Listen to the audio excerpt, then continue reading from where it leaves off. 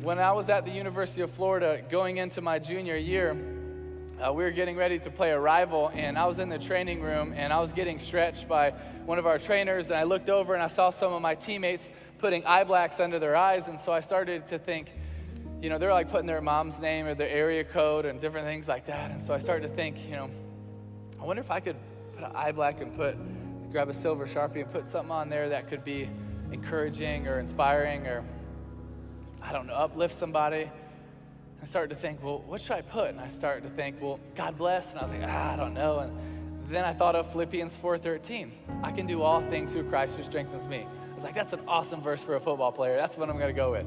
So I put Philippians 4:13 under my eyes, and we went out there and played. And honestly, it really wasn't a big deal. A couple local newspapers wrote about it, but it wasn't that big of a deal.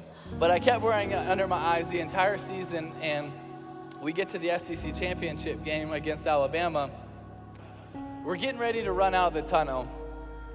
And as a football player, so often it is really tunnel vision. It's the next thing, the next thing, the next thing. You can't afford to step back and look at the big picture because you can just lose focus. So many times it's just locked in to the next thing we have to do. Well, at this moment, I really felt like God was putting out of my heart to change the verse. I was like, really, right now? But I kind of stepped back for a second and realized that if we won, we'd be playing in the national championship. And that would be maybe the biggest stage that I would ever get to change the verse and put something meaningful on there. So we were blessed to win. And the next 6 weeks leading up to the national championship game, I was contemplating, really agonizing over what verse I was going to go with. But God kept bringing it to my heart and my head, John 3:16. Because as a Christian, that's the essence of our Christianity. It's the essence of our hope. For God so loved the world, he gave his only begotten Son, that whosoever believes in him will not perish, but have everlasting life. That's what we believe in as Christians. So I decided that's the verse I'm going to go with. So 2 nights before the game, I go into my parents' hotel room in Miami, Florida, and they open the door, and I was like, all right, Mom, Dad, I'm going to change the verse. And my mom's super supportive, and my dad's like, have you told Coach Meyer? Because Coach Meyer says he just likes his routines, but that dude is so superstitious, it's ridiculous. If we win with long socks, next week they're even longer. So it's just whatever is working, he's going to stick with it. So he was like, you really need to talk to him. So next day we have our walkthrough. After the walkthrough finishes, I was like, hey, Coach Meyer, can I talk to you? He's like, yeah. He's like, how's your arm, your leg? You feeling good? You got the game plan down? Yeah, I'm good. You know the verse I wear in my eyes? He's like, yeah, Philippians 4:13, I love it. I was like, well, I'm going to change it tomorrow night to John 3:16. What? What are you talking about? You can't change the verse. That verse got us here. I was like, no. So I explained to him why I wanted to go with John 3:16, and he understood, and he was supportive. And honestly, really after that moment, I didn't really think about it. Next night, I just went out there, and we were blessed to win the national championship. And 2 days after that game, I was sitting in Ballyhoo restaurant eating grouper with my mom, my dad, one of my aunts, and Coach Meyer. And Coach Meyer gets a call from our PR guy at Florida, and he's like, all right, bye. I looked at him, I was like, what's that all about? He told me who it was, our PR guy, and he said, Tim, he just told me that during that game, 94 million people Googled John 3:16. And honestly, my first thought was, how the heck do 94 million people not know John 3:16? But it was just so humbling for me sitting in that restaurant thinking about how big the God that we serve really is. Like really how big the God that we serve really is. So many times we put him in a box. But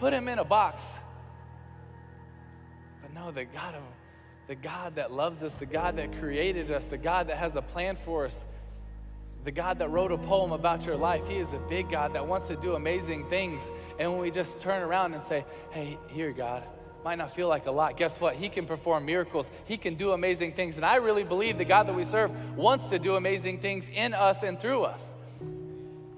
What was really cool about that game is it was on January 8th of 2009. Well, exactly 3 years later, January 8th, 2012, exactly 3 years later to the day, we just happened to be playing the Pittsburgh Steelers in the first round of the playoffs. I didn't think of John 3:16 one time, so I can't take credit for it. I had nothing to do with it. I just went out there and tried to do anything I could to try to win a playoff game, and we were blessed to win this crazy game in overtime. And after the game, when we were done celebrating, I changed really quick, and I was going down the hall to do my press conference, and I was really looking forward to it because I love talking to the media. And so I was getting ready to turn left and go into these curtains to talk to the media, and Patrick, our PR guy, steps in front of me. He says, "Timmy, did you realize what happened?" And I was like, "Yeah, we just beat the Steelers. We're going to play the Patriots. Like, let me do this." He was like, "Timmy, did you realize what happened?" I could tell he was being serious, so I was like, "Patrick, what's up, man?" He looks at me and says, "Timmy, this is exactly 3 years from the time you put John 3:16 into your eyes." I was like, "Oh, really? That's awesome. That's really cool." He says, "No, you don't realize. During the game, you threw for 316 yards. Your yards per rush were 3.16. Your yards per completion were 31.6. The time of possession was 31.06. And the ratings for the night were 31.6. And during the game, 90 million people Googled John 3:16, and it's the number one thing on all social media right now."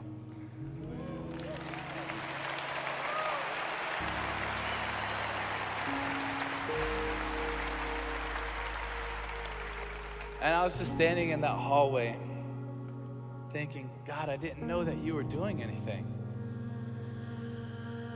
Like, I thought that was like 3 years ago."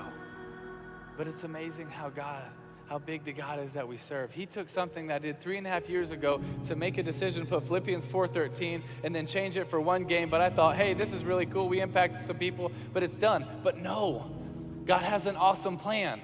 He has an awesome plan, and you might not even see what he's doing. You might not even know how he's working. But the amazing thing is when we step out and we show a little courage, we step out and we show a little boldness, what God can do with it in our lives, through our lives. But he's a big God.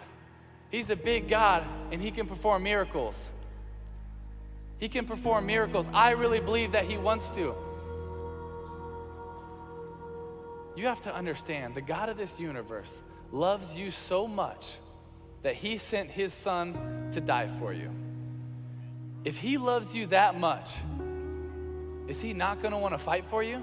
Is he not going to want to fight with you? Is he not going to want to come through for you? Now, that doesn't mean that life is going to be easy. It's not. But it means that it's going to be worth it. It means that it's going to be worth it.